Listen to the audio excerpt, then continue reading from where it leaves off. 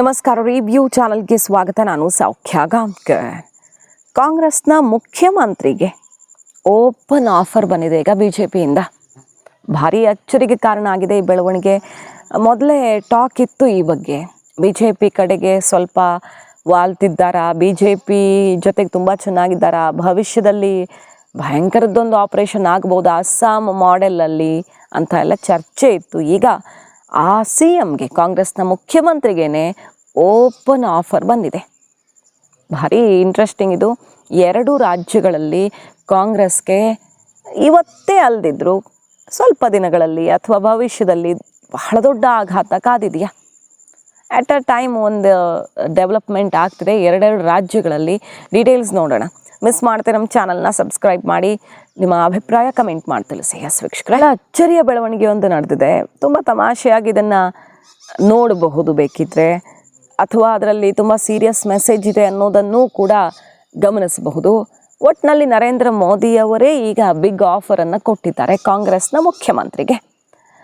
ವಾಸ್ತವ ಏನಿದೆ, ಕೇಂದ್ರ ಸರ್ಕಾರ ಅಭಿವೃದ್ಧಿಗೆ ಕೊಟ್ಟಿರೋದೆಷ್ಟು, ಕಾಂಗ್ರೆಸ್ ಅವಧಿಯ ಅಭಿವೃದ್ಧಿಗೂ ಈಗಿನ ಅಭಿವೃದ್ಧಿಗೂ ವ್ಯತ್ಯಾಸ ಏನಿದೆ ಅನ್ನೋದನ್ನು ಅರ್ಥ ಮಾಡಿಸ್ಕೊಂಡೇ ಕಾಂಗ್ರೆಸ್ ನಾಯಕನಿಗೆ ಬಿಗ್ ಆಫರ್ ಕೊಟ್ಟಿದೆ ಈಗ ಬಿಜೆಪಿ. ನೋಡಿ, ತೆಲಂಗಾಣದಲ್ಲಿ ಕಾರ್ಯಕ್ರಮ, ನಿನ್ನೆ ಹೈದರಾಬಾದಲ್ಲಿ ಭಾಗಿಯಾಗಿದ್ದರು ನರೇಂದ್ರ ಮೋದಿಯವರು.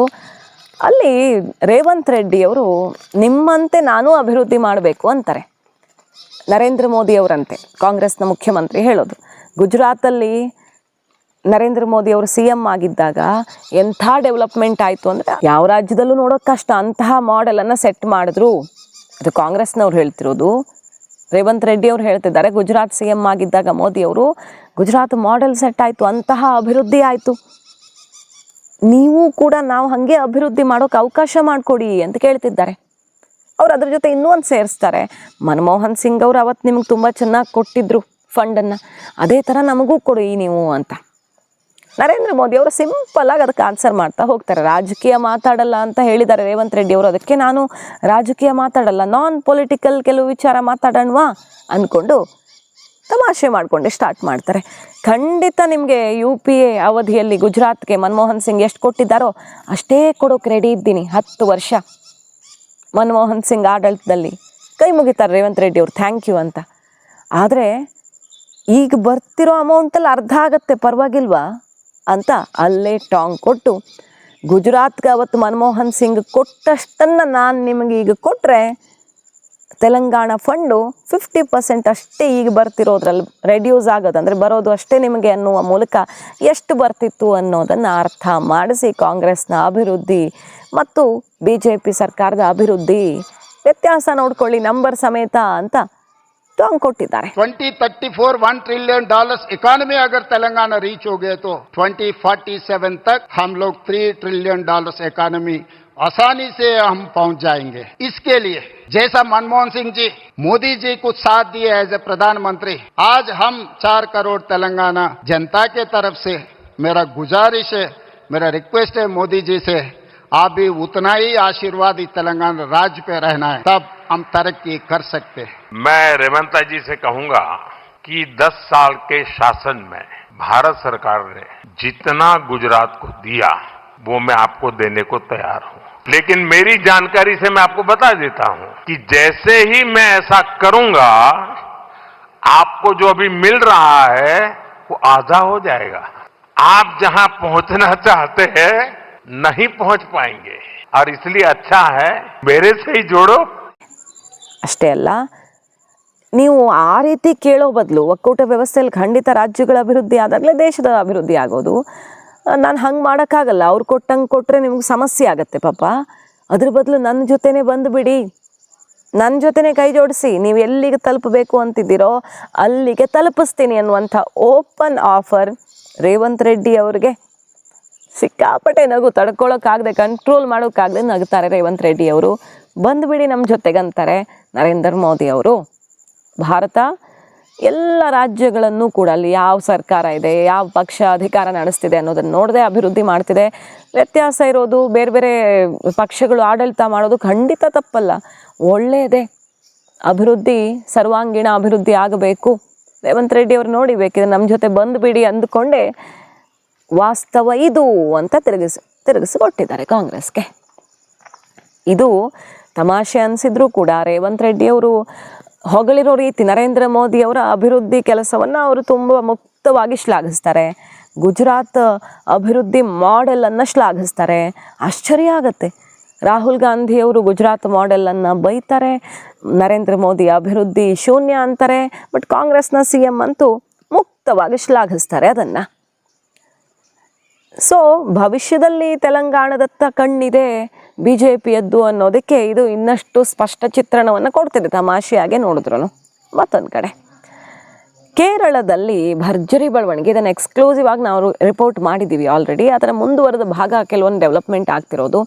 ವಿ ಡಿ ಸತೀಸನ್ ಅವರನ್ನು ಸಿ ಎಂ ಮಾಡಲೇಬೇಕು ಅನ್ನುವಂಥ ಆಗ್ರಹ ಈಗ ಕಾಂಗ್ರೆಸ್ನ ನಾಯಕರು ಅಲ್ಲಿ ಒಗ್ಗೂಡಿದ್ದಾರೆ. ಅಂದರೆ ಕಾರ್ಯಕರ್ತರು ಗ್ರೌಂಡ್ ಲೆವೆಲಲ್ಲಿ ಸತೀಸನ್ ಬಿಟ್ಟು ವೇಣುಗೋಪಾಲ್ ಚೂಸ್ ಮಾಡಿದರೆ ಏನು ಬೇಕಾದರೂ ಆಗಬಹುದು ಅನ್ನೋ ಮೆಸೇಜ್ ಹೋಗಿದೆ. ವೇಣುಗೋಪಾಲ್ ಅವರು ಹೈಕಮಾಂಡ್ ಪಿಕ್. ವೇಣುಗೋಪಾಲ್ ಅವರನ್ನು ತಂದು ಪ್ರತಿಷ್ಠಾಪಿಸೋದು ರಾಹುಲ್ ಗಾಂಧಿಯವರ ಇಂಟ್ರೆಸ್ಟು.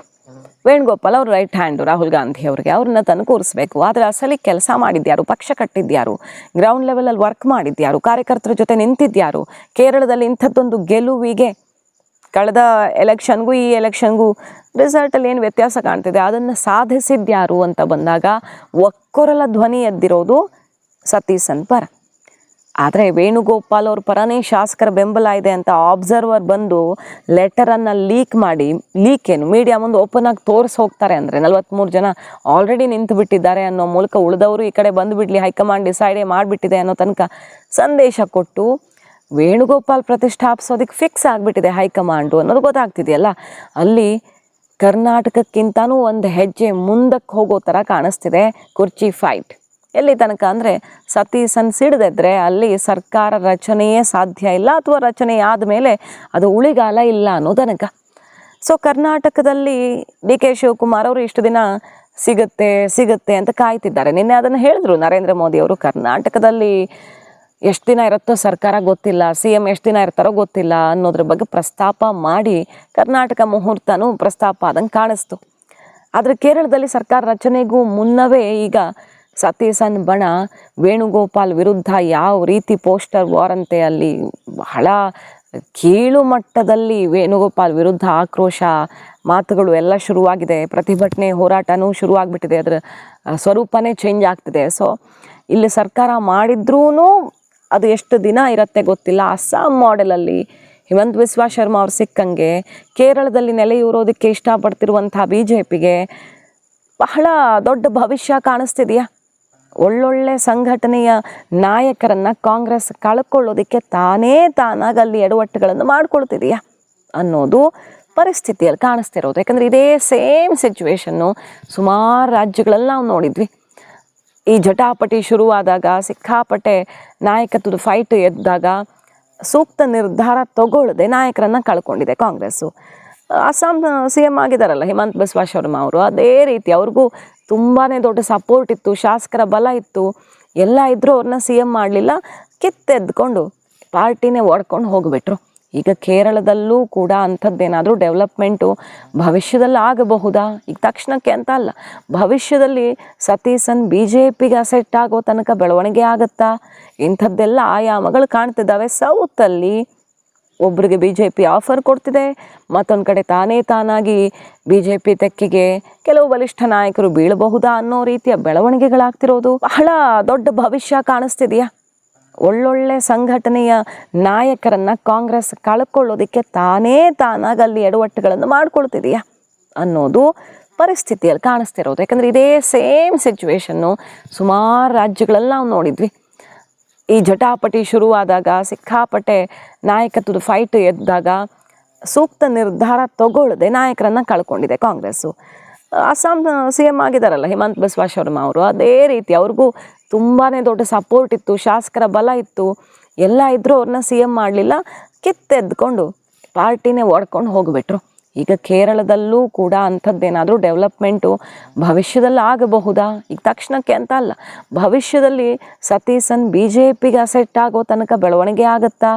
ಇಂಥದ್ದೆಲ್ಲ ಆಯಾಮಗಳು ಕಾಣ್ತಿದ್ದಾವೆ. ಸೌತಲ್ಲಿ ಒಬ್ಬರಿಗೆ ಬಿ ಜೆ ಪಿ ಆಫರ್ ಕೊಡ್ತಿದೆ, ಮತ್ತೊಂದು ಕಡೆ ತಾನಾಗಿ ಬಿ ಜೆ ಪಿ ತೆಕ್ಕೆಗೆ ಕೆಲವು ಬಲಿಷ್ಠ ನಾಯಕರು ಬೀಳಬಹುದಾ ಅನ್ನೋ ರೀತಿಯ ಬೆಳವಣಿಗೆಗಳಾಗ್ತಿರೋದು ಕರ್ನಾಟಕ ಪಾಲಿಟಿಕ್ಸಲ್ಲೂ ಕೂಡ. ಕರ್ನಾಟಕದಲ್ಲಿ ಏನು ಬೇಕಾದರೂ ಆಗಬಹುದು ಸರ್ಕಾರಕ್ಕೆ ಸಂಬಂಧಪಟ್ಟಂತೆ ಅಂತ ಬಿ ಜೆ ಪಿ ಹೈ ಅಲರ್ಟಲ್ಲಿದೆ. ಈಗ ಅಭಿಮಾನೋತ್ಸವ ಅದು ಇದು ಮಾಡಿ ಮತ್ತೆ ಮೈ ಕೈ ಗಟ್ಟಿ ಮಾಡಿಕೊಂಡು ಸೆಣಸಾಡೋಕೆ, ರಾಜಕೀಯ ಬೆಳವಣಿಗೆಗಳಿಗೆಲ್ಲ ತೆರೆದುಕೊಳ್ಳೋಕೆ ತಯಾರಿ ಮಾಡ್ಕೊಳ್ತಿರೋದು ನೋಡಿದ್ರೆ ದಕ್ಷಿಣದಿಂದ ಈಗ ಬಿ ಜೆ ಪಿಗೆ ಗುಡ್ ನ್ಯೂಸ್ ಕಾದಿದೆಯಾ?